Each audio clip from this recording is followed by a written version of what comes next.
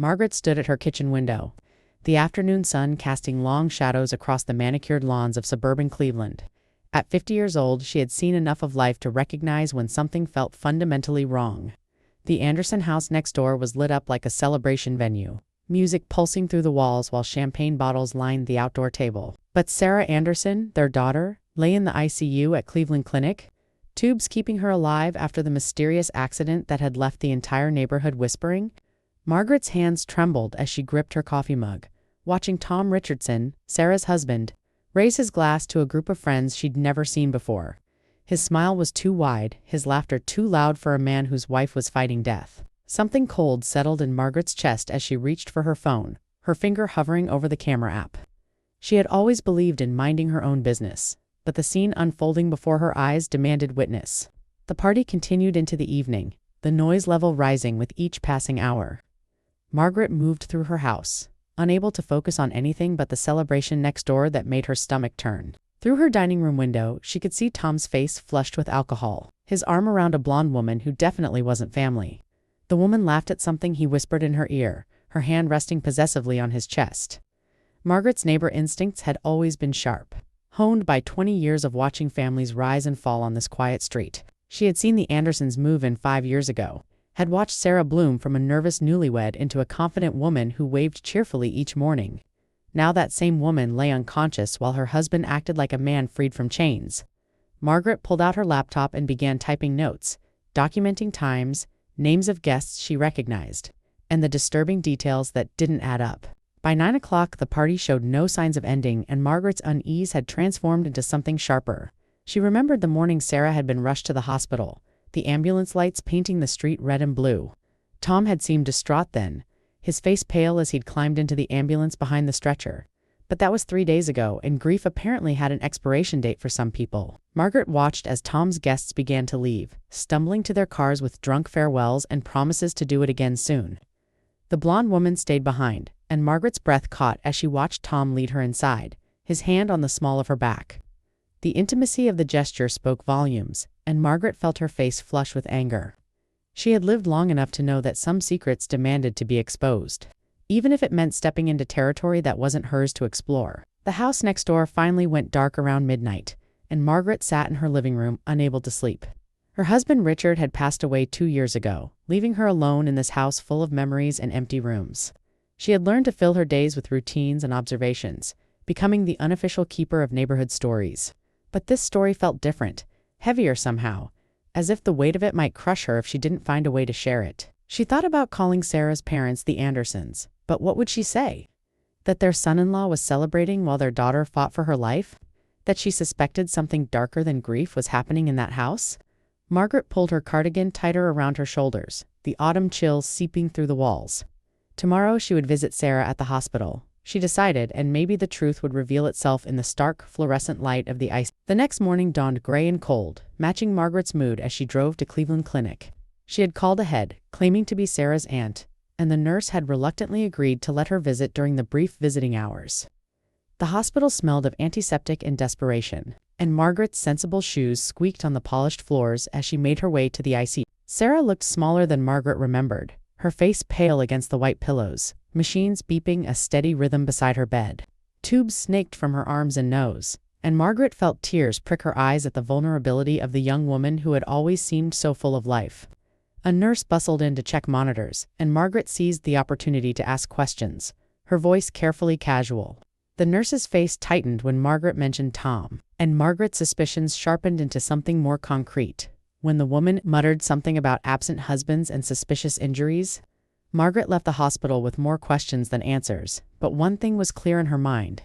Sarah's injuries weren't from any simple accident, and Tom's behavior suggested a man who knew more than he was telling. The drive home felt longer than usual, and Margaret's hands gripped the steering wheel so tightly her knuckles turned white. She had spent 50 years trying to be a good person, to stay out of other people's business, to not make waves in her quiet suburban life. But some waves needed to be made. Some truths demanded to be spoken, even if it meant standing alone against the tide. As she pulled into her driveway, she saw Tom's car in his driveway, and something inside her hardened into resolve. Whatever came next, whatever consequences her actions might bring, Margaret knew she couldn't stay silent while a young woman's life hung in the balance, and her husband celebrated with champagne and lies. The afternoon stretched into evening, and Margaret sat at her kitchen table, surrounded by notes and photographs she'd taken discreetly from her window. Her laptop glowed with search results about suspicious accidents and domestic violence statistics that made her heart ache. She had always considered herself just a widow, just a neighbor, just someone who watched life happen from the safety of her kitchen window. But watching Tom Richardson load bags into his car with the casual efficiency of a man planning to disappear, Margaret realized that sometimes being just a witness wasn't enough. Sometimes you had to become a participant, even if it meant stepping into darkness you'd spent your whole life avoiding. She picked up her phone, her finger hovering over the numbers 911, and took a deep breath that felt like the beginning of something she couldn't take back. Detective Michael Torres sat across from Margaret in her tidy living room, his notepad balanced on his knee as he listened to her story. At 38, he'd heard plenty of neighbor disputes and false allegations. But something about this gray-haired woman's steady voice and detailed observations made him lean forward with interest. Margaret showed him the photos, the timeline she'd created, and the information she'd gathered from her hospital visit. Torres watched her hands shake slightly as she poured tea, recognized the courage it took for someone like her to invite police scrutiny into her orderly life. He asked questions in the calm, professional tone that had solved more cases than aggressive interrogation ever could. Margaret answered each one with precision, her memory sharp despite her nervousness. When she mentioned the blonde woman and Tom's plans to leave town, Torres's expression shifted from polite interest to focused attention that made Margaret feel validated for the first time since this nightmare began. Torres left Margaret's house with promises to investigate, and Margaret watched his unmarked car pull away with a mixture of relief and dread. She had crossed a line that couldn't be uncrossed, had set events in motion that might destroy a family or save a life. The weight of that responsibility settled on her shoulders like snow, cold and accumulating. She moved through her house, straightening picture frames and wiping already clean counters, seeking comfort in the familiar rituals of her solitary life, but everything felt different now, charged with potential consequences she couldn't predict or control. Through her window, she saw lights on in Tom's house, saw his shadow moving past curtains as he packed or planned or did whatever guilty men do when they think no one is watching. Margaret had spent most of her life being no one, being invisible, being the quiet neighbor who smiled and waved and never caused trouble. Tonight, for the first time in years, she felt like someone who mattered. The next morning brought Detective Torres back to her door, this time with a partner in questions that cut deeper. They had visited the hospital, had spoken with doctors who confirmed that Sarah's injuries were consistent with assault rather than accident. Margaret's observations had given them probable cause to question Tom, and they needed her to make an official statement. Margaret sat in her favorite chair, the one Richard had given her for their 20th anniversary, and told her story again for the record. Her voice was steady, but her hands betrayed her nervousness, twisting the tissue she held into shreds. The female detective, a sharp-eyed woman named Chen, touched Margaret's shoulder gently and told her she'd done the right thing. But Margaret wasn't sure anymore what the right thing was, or whether she'd just unleashed chaos into the ordered world of her suburban street. When the detectives left, Margaret noticed curtains twitching in windows up and down the block. Neighbors finally paying attention to the drama that had been unfolding in plain sight.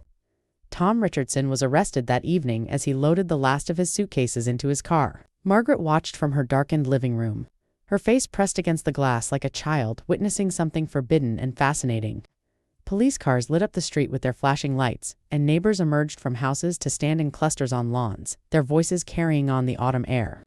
Tom's face was a mask of shock and rage as officers handcuffed him, and for a moment his eyes locked on Margaret's window, as if he could see through the darkness to where she stood watching. A chill ran down her spine at the hatred she saw there, the promise of consequences that made her step back from the window.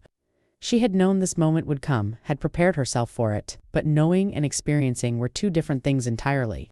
Margaret pulled her curtains closed and sat in the dark, listening to the commotion outside fade as police took Tom away and neighbors slowly returned to their houses, already crafting the gossip that would sustain them for months. Sleep wouldn't come that night, and Margaret found herself in her kitchen at 3 a.m. making tea.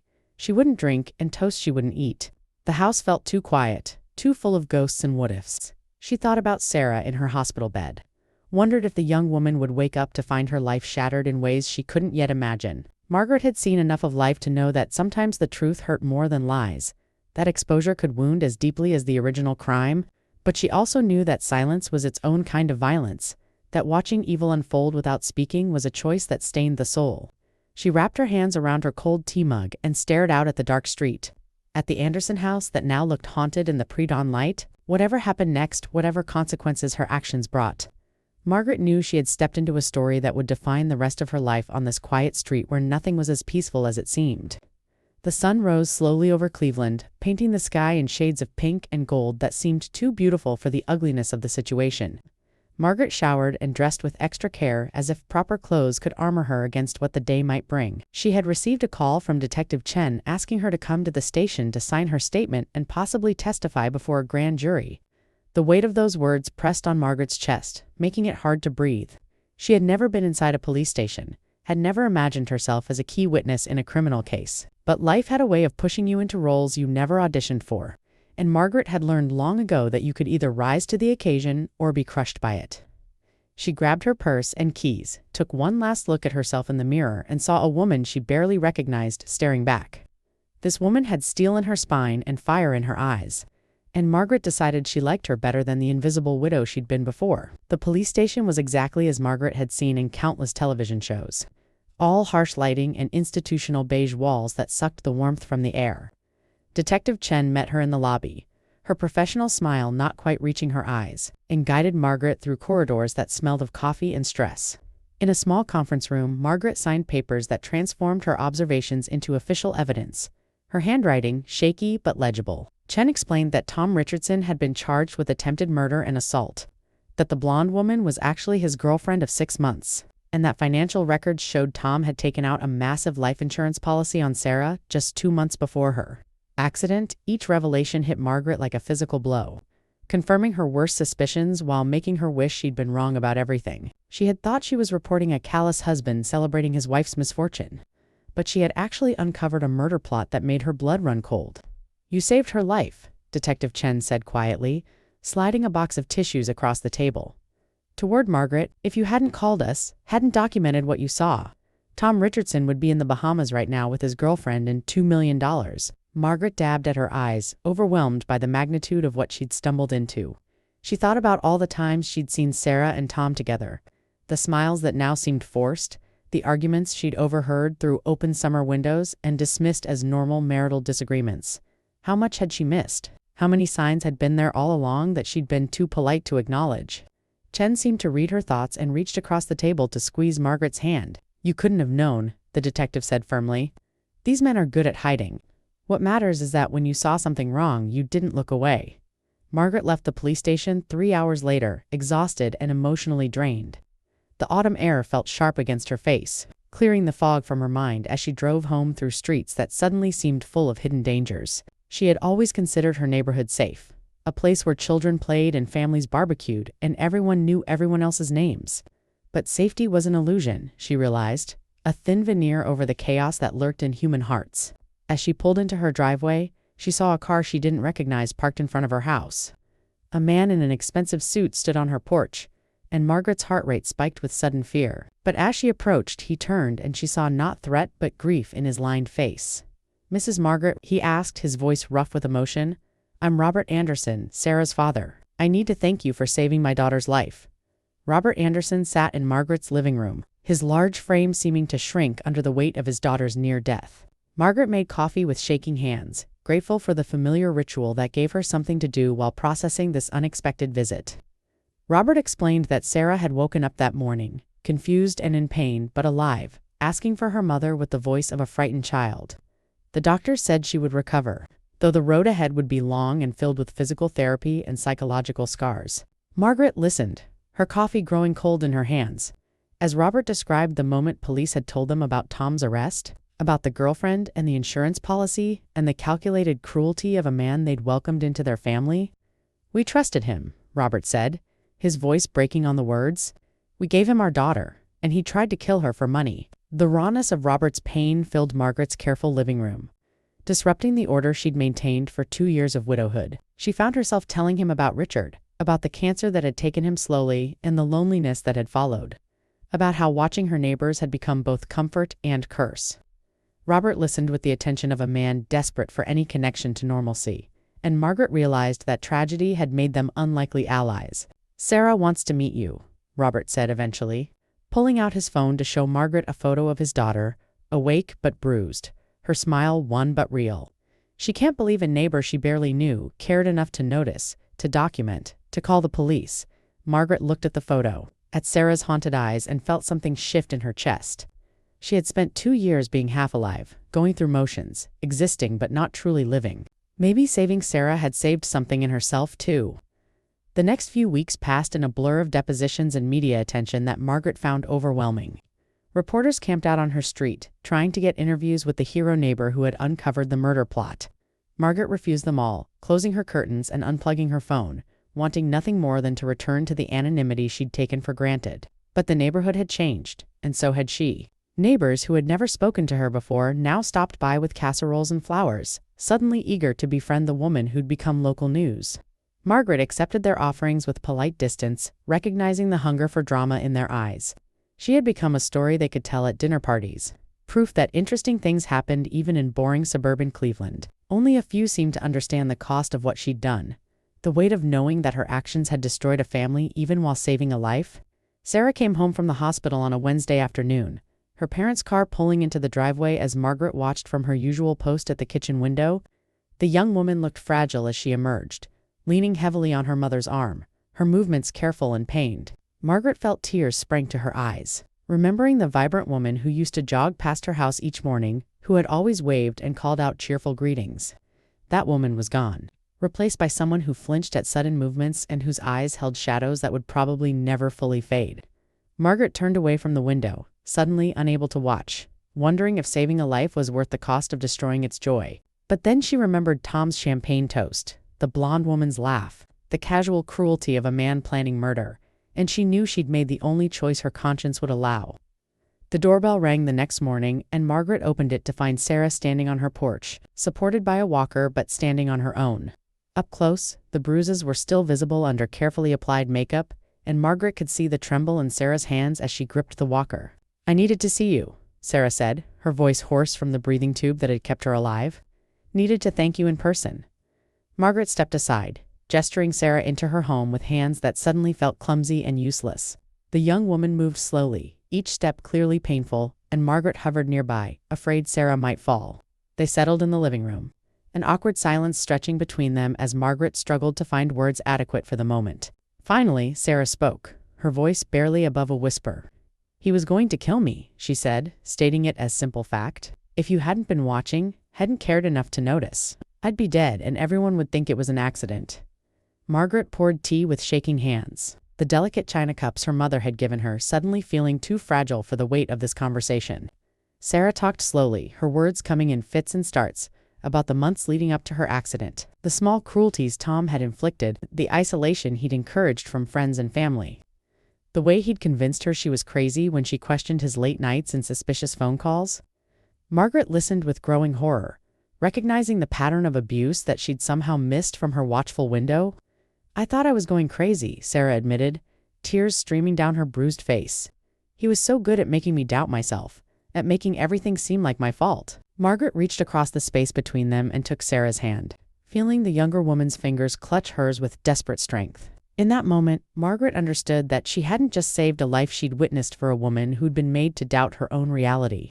The conversation stretched into the afternoon, years of loneliness and recent trauma pouring out between two women who barely knew each other but were now bound by violence witnessed and survived. Sarah talked about the night of her accident, the argument that had escalated, Tom's hands around her throat, and then nothing until she woke in the hospital to learn that her husband had been arrested for trying to kill her. Margaret shared her own observations, the details she'd documented. The moment she'd decided to call the police despite every instinct telling her to mind her own business. "I was scared," Margaret admitted, her voice rough with emotion. "I'm still scared. What if I'd been wrong? What if I'd ruined your marriage over nothing?" Sarah's laugh was bitter and sad. "You didn't ruin my marriage," she said firmly. "He did that the moment he decided I was worth more dead than alive." As Sarah prepared to leave, moving slowly toward the door with her walker, she turned back to Margaret with an expression that mixed gratitude and grief in equal measure. "My counselor says I need to find meaning in what happened," Sarah said quietly. "That surviving should mean something, should lead somewhere." Margaret nodded, understanding the search for purpose and pain. Having walked that road herself after Richard's death, "Maybe we both needed this," Margaret ventured carefully. "Maybe I needed to stop watching life happen and start participating." And maybe you needed someone to see you when you'd become invisible to everyone else. Sarah's eyes filled with fresh tears, but she smiled through them, and Margaret saw a glimpse of the strong woman she might become once healing had done its work. They exchanged phone numbers, promising to stay in touch. And Margaret watched from her window as Sarah made her slow, painful way back to her parents' house, feeling like she'd just witnessed the beginning of something important. The trial of Tom Richardson began on a cold January morning, 6 months after his arrest. Margaret sat in the courtroom, her best navy suit carefully pressed, her hands folded in her lap to hide their trembling. She had been warned about seeing Tom again, about the possibility that he might try to intimidate her from the defense table. But nothing could have prepared her for the hatred in his eyes when the prosecutor called her name and she walked to the witness stand. Tom's lawyer was exactly what Margaret expected. Expensive suit, perfect smile, and questions designed to make her seem like a nosy busybody with too much time on her hands. "Isn't it true, Mrs. Margaret, that you spend most of your days watching your neighbors through your window?" he asked, his tone implying something unsavory in the observation. Margaret met his eyes steadily, channeling all the strength she'd built over months of depositions and sleepless nights. "Yes," Margaret answered clearly, her voice carrying to every corner of the courtroom. "I watch my neighbors. I've lived on that street for 20 years, and I care about the people who live there." The lawyer smiled like he'd scored a point, but Margaret wasn't finished. "I watched Sarah Richardson go from a happy newlywed to a frightened woman who jumped at sudden noises. I watched Tom Richardson isolate her from friends, control her movements, and break her spirit piece by piece. And when I saw him celebrating with champagne and another woman while his wife fought for her life in the ICU, I knew I couldn't stay silent anymore." The courtroom went still, and Margaret saw the prosecutor's small nod of approval, saw tears on Sarah's mother's face in the gallery, and most importantly, saw Sarah herself sitting straight and strong in the front row, nodding her encouragement. The defense lawyer tried to shake Margaret's testimony, suggesting she'd misinterpreted innocent behavior, that she'd let her imagination run wild, that her loneliness had made her see drama where none existed. But Margaret had lived too long and seen too much to be bullied by a man in an expensive suit. She answered each question with calm precision, referring to her detailed notes and photographs when necessary, never wavering from the truth of what she'd witnessed. When the prosecutor questioned her on redirect, asking why she'd decided to call the police, Margaret looked directly at the jury. "Because I'm old enough to know that evil happens when good people stay silent," she said simply. "And I wasn't going to let that young woman die because I was too afraid to get involved." The impact of her words hung in the air like a benediction, and Margaret knew whatever the verdict that she'd spoken her truth. The trial lasted 3 weeks, each day bringing new revelations about Tom Richardson's calculated plan to murder his wife. The blonde girlfriend testified about their affair, about Tom's promises that once Sarah was gone, they'd live on insurance money in the Caribbean. Financial experts detailed the suspicious policy Tom had purchased, the gambling debts he'd hidden from Sarah, and the business failures that had left him desperate for cash. Medical experts explained Sarah's injuries in clinical detail, making clear that her fall down the stairs couldn't have caused the pattern of bruising and internal damage unless someone had beaten her first and then staged the accident. Through it all, Margaret sat in the gallery when she wasn't testifying, bearing witness to the unfolding of evil she'd helped expose. She watched Sarah gain strength with each day of testimony, saw the young woman's spine straighten as the truth was finally spoken aloud in a room where no one could gaslight or deny.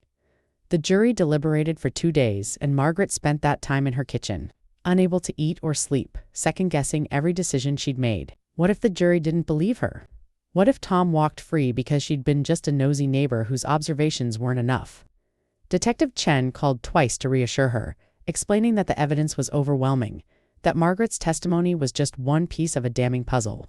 But Margaret had learned that justice wasn't guaranteed, that the system could fail even when the truth was clear.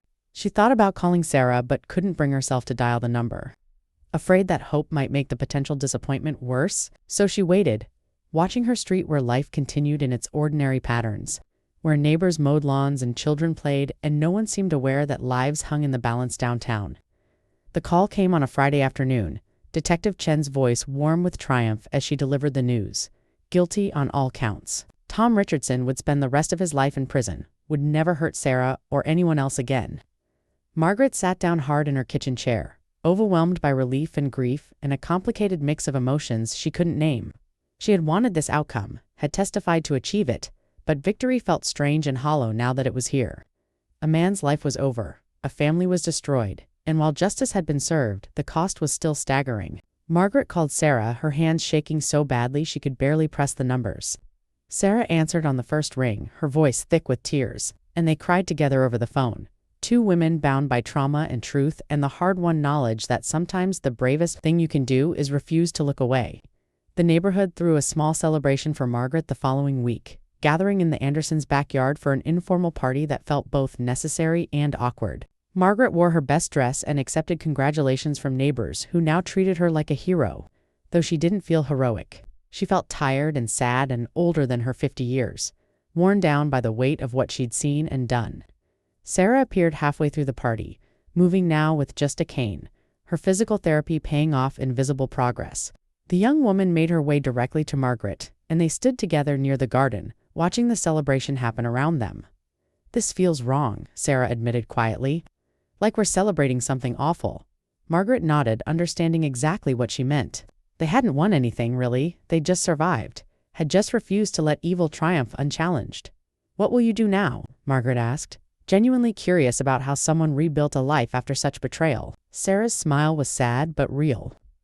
"I'm going back to school," she said, "getting my degree in social work. I want to help other women recognize the signs I missed. Want to be the person I needed when everything was falling apart." Margaret felt pride swell in her chest, seeing the phoenix rising from the ashes of Sarah's destroyed life. "And you?" Sarah asked. "Will you keep watching from your window?" Margaret considered the question carefully, thinking about the months since that fateful day when she'd seen Tom's champagne toast. She had changed in ways she was still discovering, had learned that isolation wasn't the same as safety, that connection required risk and courage. "I think," Margaret said slowly, "that I'll start living my own life instead of just watching everyone else live theirs." The party wound down as evening fell, neighbors drifting home to their own lives and dramas. Margaret helped Sarah's parents clean up, grateful for the simple tasks that required no emotion or deep thought. Robert Anderson pulled her aside as she was leaving, pressing an envelope into her hands despite her protests. "It's not charity," he said firmly. "It's gratitude. Sarah's alive because of you, and no amount of money can repay that. But please let us do this small thing." Margaret opened the envelope later at home, finding a check large enough to make her gasp and a handwritten note from Sarah's entire family thanking her for her courage. She stood in her kitchen, the check in one hand and the note in the other, and for the first time in 2 years felt the stirring of something that might eventually become joy. Winter deepened into spring, and Margaret found herself slowly emerging from the shell she'd built around herself after Richard's death. She joined a book club at the local library, started volunteering at a domestic violence shelter, and even went on a hesitant coffee date with a widower from her church. Life was beginning again in small, careful ways, like spring flowers pushing through frozen ground.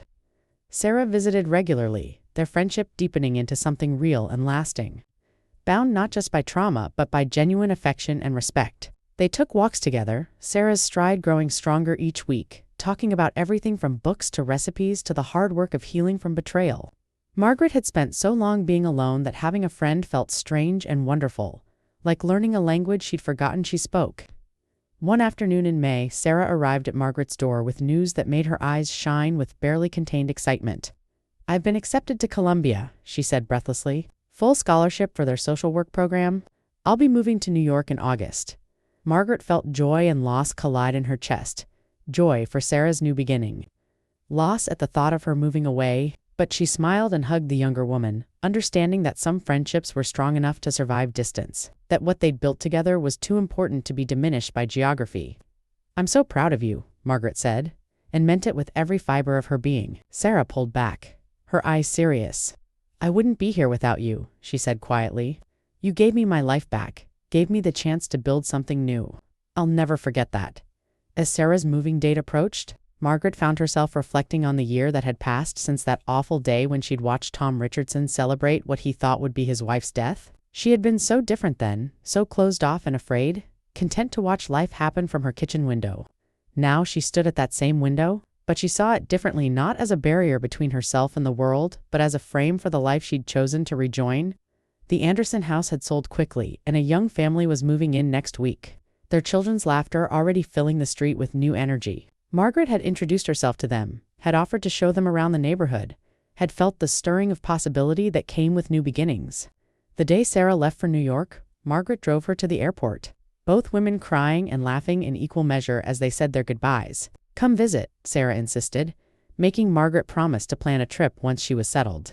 "And keep an eye on my parents, okay? They're not as strong as they pretend," Margaret promised, hugging Sarah one last time before watching her disappear into the security line, her cane barely slowing her confident stride.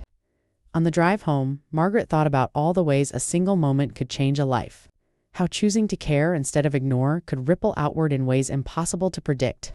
She had saved Sarah, yes, but Sarah had saved her too, had given her reason to rejoin the world and remember that mattering to someone was worth the risk of pain. Back home, Margaret stood in her kitchen looking out at the street she'd watched for 20 years. The evening sun painted everything in shades of gold and children played in yards while parents watched from porches. It looked peaceful, ordinary. Syphand Margaret knew now that safety was never guaranteed, that evil could hide behind any door, that watching wasn't enough if you weren't willing to act. But she also knew that goodness existed, that courage could be found in unlikely places, and that sometimes the most important thing you could do was simply refuse to look away. She pulled out her phone and called the domestic violence shelter where she volunteered, asking if they needed extra help this weekend.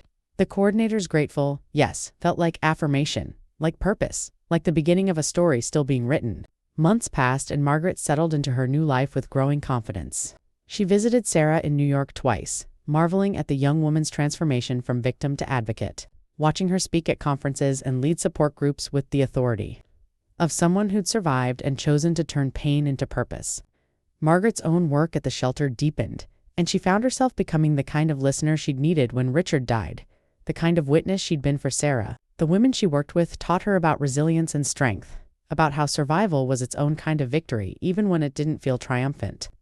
She learned to recognize the signs of abuse she'd once missed, became fluent in the language of coercive control and learned helplessness, and felt grateful that her hard-won knowledge could help others avoid Sarah's fate. The neighborhood continued its ordinary rhythms, and Margaret found her place within it had shifted. She was no longer just the widow who watched from her window, but someone people sought out for advice and companionship.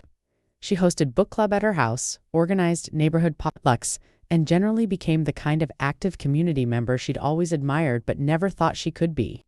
Yet she never forgot that afternoon when she'd chosen to act instead of ignore. Never let herself become complacent about the dangers that could hide behind closed doors. When she saw worrying signs in neighbors' relationships, she didn't hesitate to reach out, to offer resources to make it clear that she was someone who noticed and cared. Some people appreciated it, others found her intrusive, but Margaret had learned that being liked wasn't as important as being present. Detective Chen became an unexpected friend, stopping by occasionally for coffee and conversation. They talked about cases and kids, about the challenges of being women in their respective fields, about the strange bond that formed between people who'd witnessed something terrible together. "You should speak," Chen suggested one afternoon, coffee growing cold between them. At police trainings, domestic violence conferences, anywhere people need to hear about the importance of community awareness. Margaret initially resisted, uncomfortable with the idea of being held up as an example, but Chen was persistent. "You represent something important," she insisted. "You're not a cop or a social worker or someone trained to spot abuse. You're just a neighbor who cared enough to pay attention. That's a message people need to hear." Margaret eventually agreed to speak at a local domestic violence conference, standing before a room full of professionals and survivors to tell her story. Her hands shook as she approached the microphone, and her voice wavered on the first few words. But she pushed through the fear and told the truth about what she'd seen and done. She talked about the champagne toast that had triggered her alarm, about the difficulty of deciding to call police about a neighbor, about the fear that she'd be wrong, and the greater fear that she'd be right. The room was silent when she finished, and then Sarah stood up from the back row where she'd been sitting.